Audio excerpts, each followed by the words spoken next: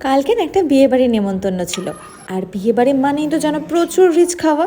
তাই ভাবলাম আজকে সকালের খাবারটা হবে খুব ঘরোয়া আর সাধারণ। তার জন্য সকাল সকাল প্রথমেই ভাতটাও বসিয়ে দিয়েছি।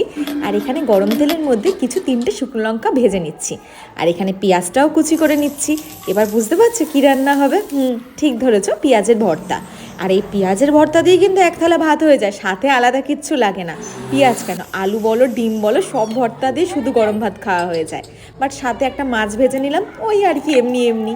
আর এটা দিয়ে যা লেগেছে না, আর কালকে সত্যি বাইরের খাবার খেয়ে আজকের এই ঘরের খাবারটা খেয়ে আমি খুব তৃপ্তি পেয়েছি।